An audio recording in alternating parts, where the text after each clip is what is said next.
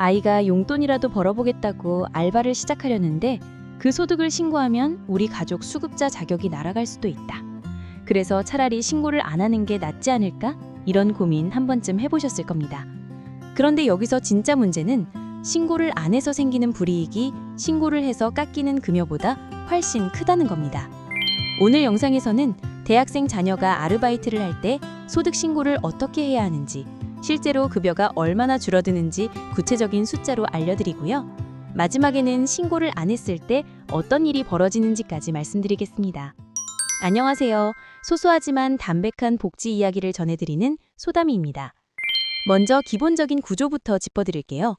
기초생활수급자 자격은 소득 인정액이라는 걸로 판단합니다. 쉽게 말해서 우리 가구에 돈이 얼마나 들어오는지, 재산은 얼마나 있는지를 합산해서 하나의 숫자로 만든 거예요. 이 소득 인정액이 급여 종류별 선정 기준 이하면 수급자 자격이 유지되는 겁니다. 아이가 알바를 시작하면 그 소득이 이 소득 인정액에 반영되니까 급여가 줄거나 자격에 영향이 있을 수 있다는 거죠. 여기까지만 들으면 걱정이 되실 수밖에 없습니다. 그런데 여기서 많은 분들이 놓치시는 게 하나 있어요. 아이가 벌어오는 돈이 그대로 소득 인정액에 잡히는 게 아닙니다. 공제라는 게 적용됩니다. 특히 대학생 자녀의 경우에는 상당히 큰 폭의 공제가 적용되기 때문에 생각보다 급여에 미치는 영향이 작을 수 있어요. 구체적으로 말씀드리면 대학생 수급권자는 근로소득에서 먼저 60만 원을 빼줍니다. 기본 공제라고 보시면 됩니다. 그리고 60만 원을 뺀 나머지 금액에서 다시 30%를 추가로 공제해줍니다. 이게 실제로 어떻게 작동하는지, 얼마를 벌면 소득이 얼마로 잡히는지 정확한 숫자가 궁금하실 거예요.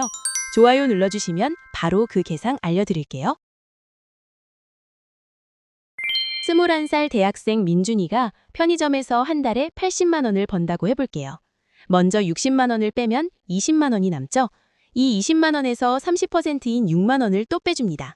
그러면 실제로 소득 인정액에 반영되는 금액은 14만 원뿐입니다. 80만 원을 벌었는데 14만 원만 소득으로 잡히는 거예요. 만약 민준이가 한 달에 60만 원 이하로 번다면요. 기본 공제 60만 원을 빼면 남는 금액이 없으니까 소득 인정액에 반영되는 금액은 0원입니다. 생계급여에 아무런 영향이 없다는 뜻이에요. 이 부분이 제도를 설계한 의도라고 생각하는데요. 젊은 사람이 일을 시작하는 걸 막지 않겠다는 거죠. 일하면 무조건 손해라는 구조였다면 누가 자립을 시도하겠습니까? 한 가지 더 알아두실 게 있습니다. 이 대학생 공제는 무한정 적용되는 게 아니에요. 대학 재학기간 기준으로 누적 6해까지만 적용됩니다. 휴학이나 입학 유예, 졸업 유예 기간도 이 6해에 포함되고요. 다만 군복무 기간은 빠집니다. 6해라면 넉넉해 보이지만 휴학을 길게 하시는 경우에는 미리 개선해 두시는 게 좋습니다. 그리고 대학생이 아니더라도 34살 이하인 수급권자라면 동일하게 60만 원 기본 공제에 30% 추가 공제가 적용됩니다. 35살 생일이 속한 달에 전월까지 해당되니까요. 아이가 대학을 졸업한 뒤에도 34살까지는 이 공제를 받을 수 있다는 점도 기억해 두세요. 이제 공제 구조는 이해하셨을 테니 한 단계 더 들어가 볼게요. 실제로 우리 가구의 생계급여가 얼마나 줄어드는지가 진짜 궁금하실 부분이실 거예요. 생계급여 지급액은 이렇게 계산됩니다. 가구 규모별 생계급여 선정 기준에서 우리 가구의 소득 인정액을 빼면 그게 매달 받는 생계급여입니다. 아이의 알바 소득이 공제 후에 소득 인정액을 올리면 그만큼 생계급여가 줄어드는 구조예요. 아까 민준이 사례로 다시 가보면 80만 원을 벌어서 공제 후 14만 원이 소득 인정액에 추가됐으니까 생계급여가 매달 14만 원 줄어드는 겁니다. 반대로 보면 80만 원을 벌고 14만 원이 줄었으니 가구 전체로는 66만 원이 순수하게 늘어나는 셈이죠. 이게 참 중요한 계산인데요. 알바를 하면 무조건 손해라고 생각하시는 분이 많거든요. 실제로는 번 돈의 대부분이 남습니다. 다만 여기서 주의하셔야 할 게 있어요. 소득 인정액이 올라가다 보면 생계급여 선정 기준을 넘어서는 순간이 올 수 있습니다. 2026년 기준으로 생계급여 선정 기준은 기준 중위소득의 32%인데요. 우리 가구의 다른 소득과 재산까지 합산한 소득 인정액이 이 기준을 넘으면 생계급여 자격 자체가 빠질 수 있어요. 그래서 아이의 소득만 따로 보는 게 아니라 가구 전체 소득 인정액이 어디쯤 있는지를 항상 확인하셔야 합니다. 그리고 생계급여만 해당되는 게 아닙니다. 의료급여는 기준 중위소득 40%, 주거급여는 48%, 교육급여는 50%가 기준 선정 기준이에요. 급여마다 기준이 다르기 때문에 생계급여는 빠지더라도 의료급여나 주거급여는 유지될 수 있습니다. 한꺼번에 다 날아가는 게 아니라 단계적으로 달라진다는 거죠. 이제 처음에 말씀드렸던 신고를 안 하면 어떻게 되는지 그 이야기를 들을게요. 솔직히 이 부분이 가장 현실적인 고민이실 겁니다. 적은 돈인데 굳이 신고해야 하나? 안 하면 모르지 않을까 하는 생각이 드실 수 있어요. 결론부터 말씀드리면 거의 반드시 적발됩니다.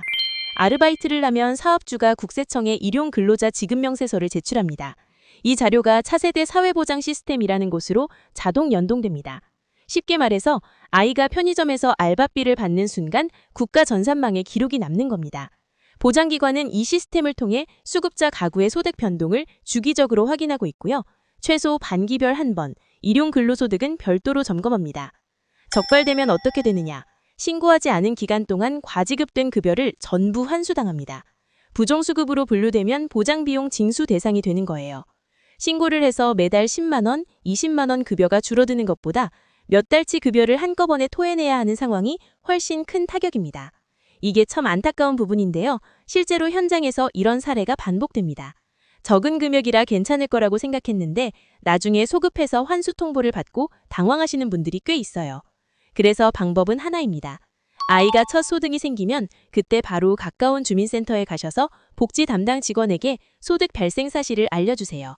급여가 늘거나 줄거나 일을 그만두는 등 변동이 생길 때마다 계속 알려주시면 됩니다. 이게 가장 안전하고 사실 가장 유리한 방법이에요. 한 가지만 더 말씀드리면 아이가 국가근로장학금을 받고 있다면 이건 소득세법에서 비과세 근로소득으로 정하고 있어서 소득 산정에서 아예 제외됩니다.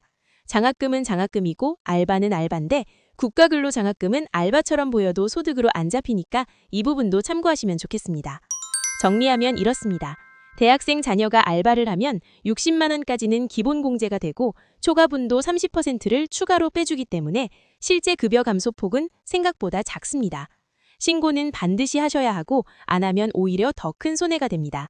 주민센터 복지 담당 직원에게 변동사항을 그때그때 알리는 것, 이 원칙만 지키시면 됩니다. 아이가 처음으로 일해보겠다고 나서는 건 좋은 일입니다.